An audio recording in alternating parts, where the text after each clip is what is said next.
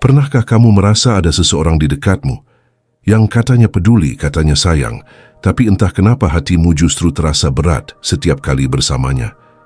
Seolah ada sesuatu yang tidak jujur, tidak tulus, dan perlahan-lahan mengikis ketenanganmu.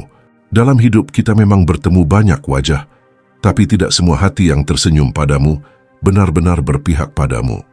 Dan seringkali yang paling menusuk justru bukan keburukan yang terlihat, tetapi kepura-puraan yang tersembunyi rapi. Mari kita sadari ini, bahwasanya mudah bagi seseorang untuk memakai topeng.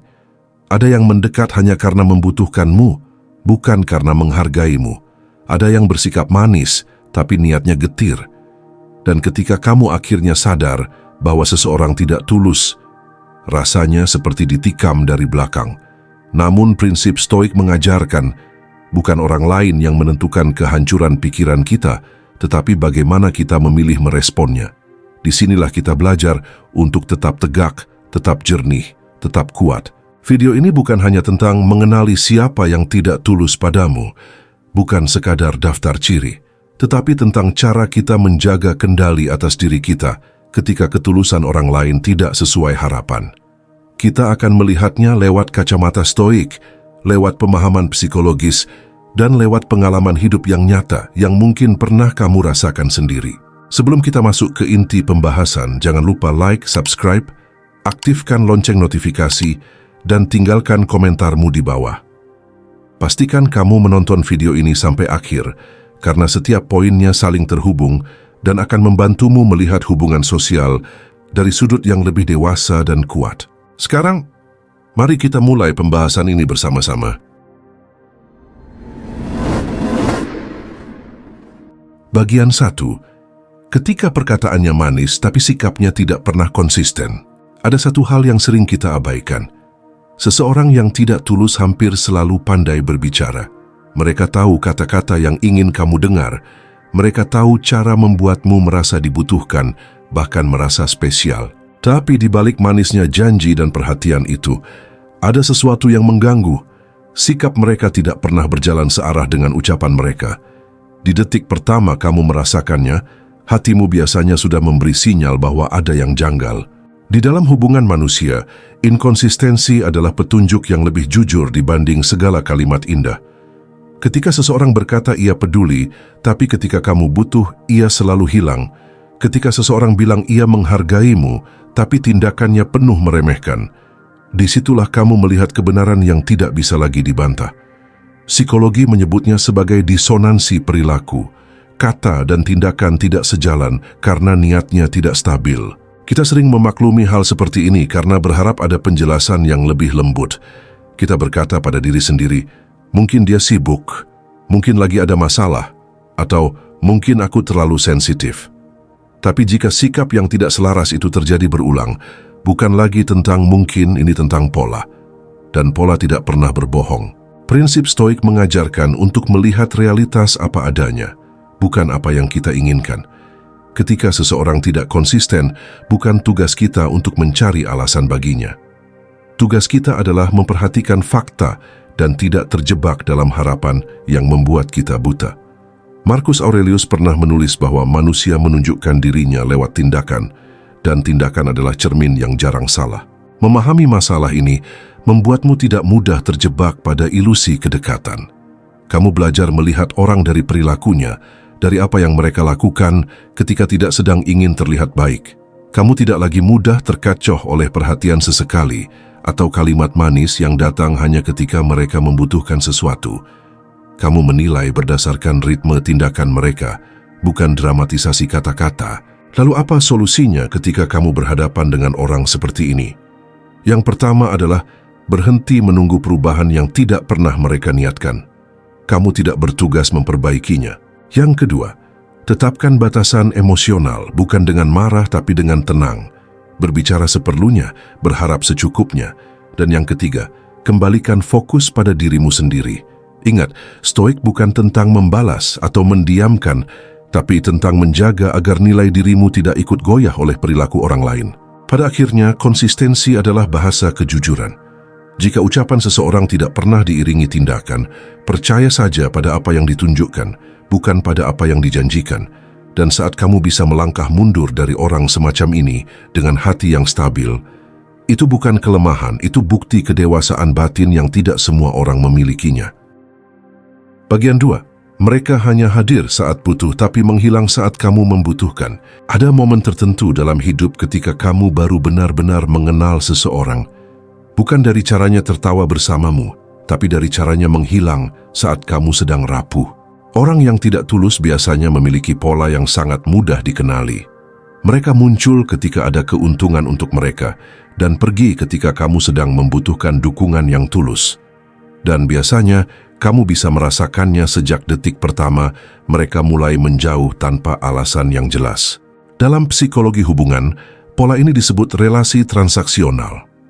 Individu yang bergerak hanya ketika ada yang bisa diperoleh, bukan karena ingin memberi.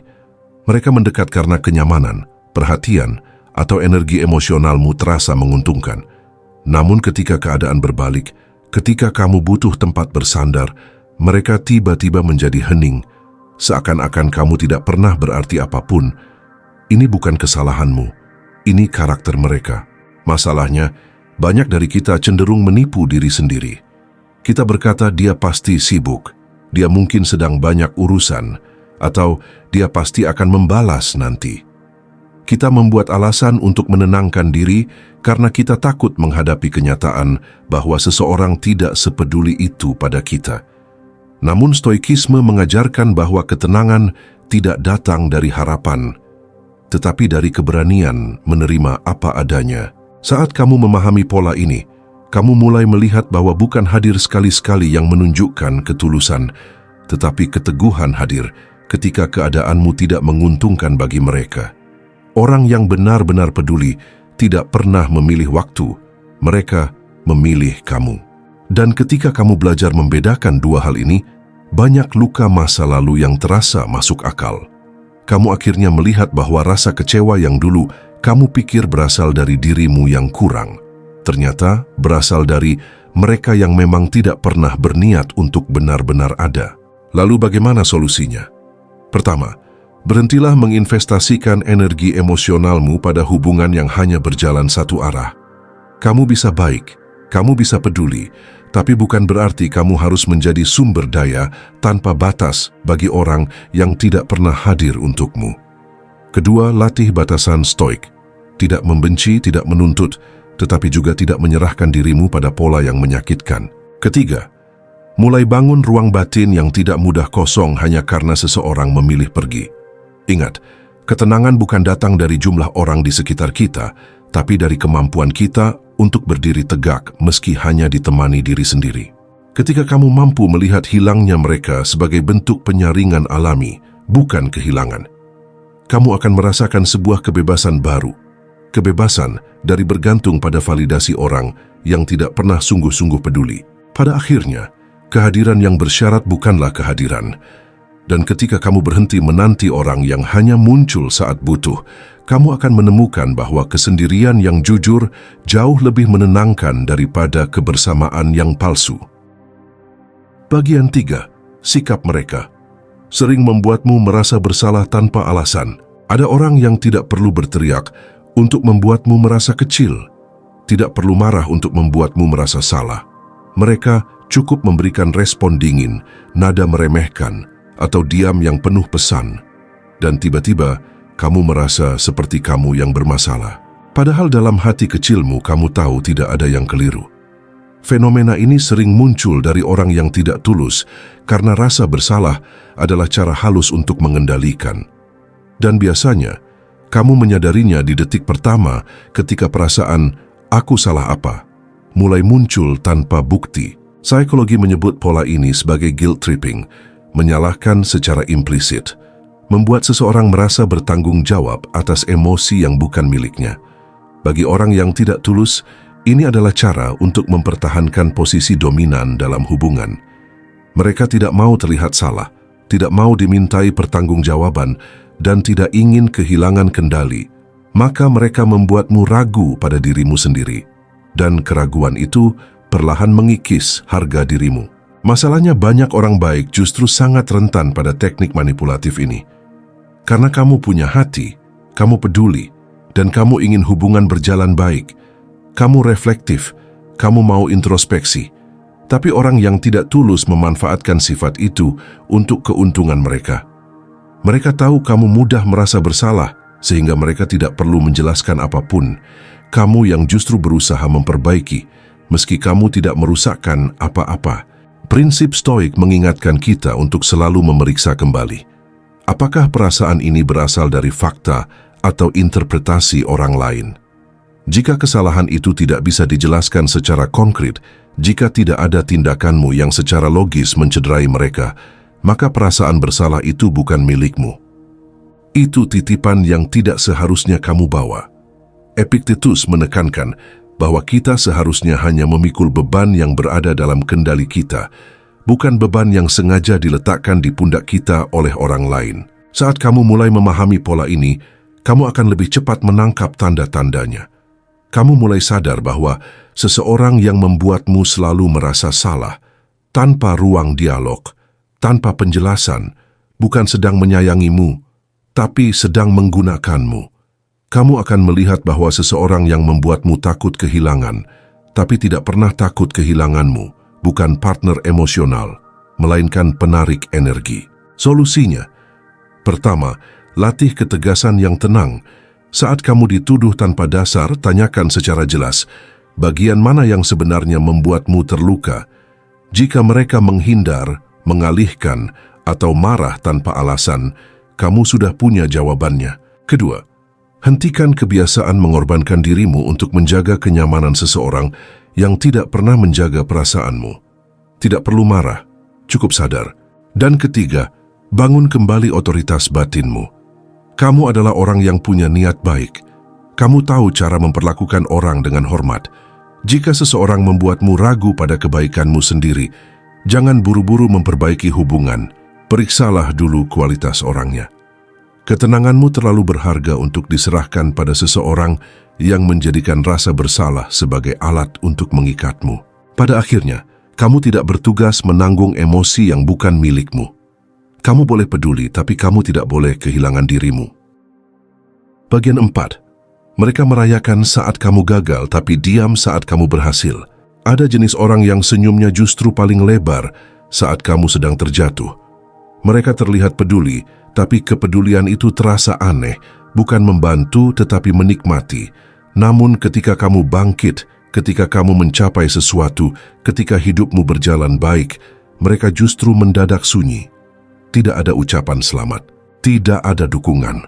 Seolah keberhasilanmu adalah ancaman bagi mereka. Dan biasanya, kamu bisa merasakannya sejak detik pertama ketika ekspresi mereka tidak sesuai dengan kabar baik yang kamu sampaikan. Dalam psikologi sosial, pola ini dikenal sebagai Schadenfreude, yaitu rasa senang melihat orang lain kesulitan. Pada orang yang tidak tulus, emosi ini muncul karena mereka tidak benar-benar ingin kamu tumbuh lebih baik.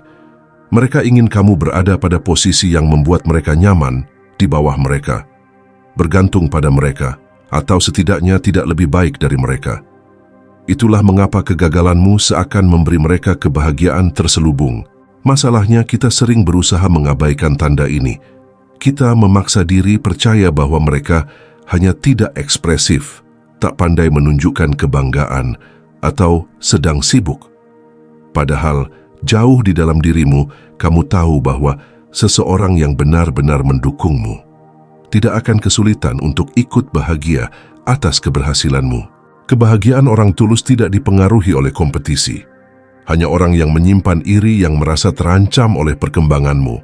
Prinsip Stoik mengajarkan kita untuk tidak berharap validasi dari luar. Marcus Aurelius menulis bahwa kebahagiaan sejati bersumber dari karakter, bukan tepuk tangan. Jadi ketika seseorang diam saat kamu berhasil, bukan berarti prestasimu tidak berharga. Itu hanya berarti kamu sedang melihat sifat asli mereka. Dan seringkali, ketidaktulusan paling jelas terlihat bukan saat kamu jatuh, tapi saat kamu naik. Saat kamu memahami dinamika ini, kamu menjadi lebih bijak dalam memilih kepada siapa. Kamu membagikan kabar baik. Tidak semua orang pantas menerima bagian terindah dari hidupmu. Kamu juga akan belajar untuk tidak mengharapkan respon tertentu. Jika seseorang tidak ikut bahagia untukmu, Itu adalah informasi, bukan luka. Itu adalah cara alam menunjukkan siapa yang benar-benar layak berada di lingkaran terdekatmu. Lalu apa solusinya? Pertama, jangan memaksakan kehadiran orang yang tidak mendukung pertumbuhanmu. Kedua, latih ketangguhan batin untuk merayakan pencapaianmu sendiri tanpa harus bergantung pada validasi mereka. Ketiga, pelajari seni stoik, menghargai diam yang jujur daripada tepuk tangan yang palsu. Jika mereka tidak ikut merayakanmu, tidak perlu sakit hati. Cukup catat, perlahan jauhkan, dan fokuskan energimu pada mereka yang tulus. Pada akhirnya, keberhasilanmu tidak membutuhkan izin siapapun. Dan ketika kamu memilih menjauh dari orang yang iri secara halus, kamu bukan sedang kehilangan teman, kamu sedang menutup pintu untuk energi yang membebanimu. Kehidupanmu akan terasa lebih ringan, dan mentalmu lebih tenang. Karena kadang, ketenangan datang bukan dari menambah orang, tetapi mengurangi yang salah. Bagian 5. Mereka yang menghitung kebaikanmu tapi tidak membalas dengan tulus. Seringkali kamu bertemu dengan orang yang selalu mengingat semua yang sudah kamu lakukan untuk mereka. Tapi ketika waktunya membalas, mereka tampak abai atau bahkan tidak peduli sama sekali. Situasi seperti ini bisa sangat menyakitkan karena rasanya semua usaha dan perhatianmu seolah sia-sia. Masalahnya muncul karena mereka menilai hubungan berdasarkan kepentingan diri sendiri, bukan rasa tulus. Mereka menghitung kebaikanmu, seolah-olah itu adalah mata uang yang harus mereka bayar. Tetapi ketika kesempatan untuk memberi kembali datang, mereka memilih diam atau mengabaikan. Hal ini bisa membuatmu merasa tidak dihargai dan meragukan integritas orang lain. Memahami perilaku ini adalah kunci. Sadarilah bahwa tindakan mereka mencerminkan karakter mereka, bukan nilai dirimu. Kamu tidak salah telah menjadi baik. Justru ini menunjukkan kekuatan dan kematanganmu. Stoik mengajarkan kita untuk tidak menilai diri sendiri berdasarkan tindakan orang lain, melainkan menjaga ketenangan hati dan fokus pada apa yang bisa kita kontrol. Langkah pertama untuk menghadapinya adalah menahan diri dari rasa kecewa yang berlebihan. Alih-alih membiarkan rasa sakit menguasai, tarik napas dan ingatkan diri sendiri, ini pilihan mereka, bukan cerminan siapa aku. Dengan begitu, emosimu tetap stabil dan kamu tidak jatuh dalam perangkap rasa sakit yang sia-sia. Kedua, tetapkan batasan yang sehat. Jika seseorang terus menghitung kebaikanmu tapi tidak pernah menunjukkan ketulusan, jangan ragu untuk mengurangi intensitas interaksi. Ini bukan soal dendam, tapi menjaga energi positifmu tetap utuh. Ketiga, fokus pada orang-orang yang benar-benar tulus. Alihkan perhatian dan kasih sayangmu kepada mereka yang menghargai dan membalas kebaikan dengan sepenuh hati. Ini membantu membangun lingkaran sosial yang sehat, serta menguatkan mental dan emosimu. Akhirnya, praktikkan rasa syukur untuk semua yang sudah kamu berikan tanpa mengharapkan balasan. Stoik mengajarkan bahwa kebaikan yang tulus datang dari hati, bukan untuk pujian atau balasan. Dengan menyadari ini, kamu tetap kuat, tetap elegan, dan tidak tergoyahkan meski orang lain tidak menunjukkan ketulusan mereka.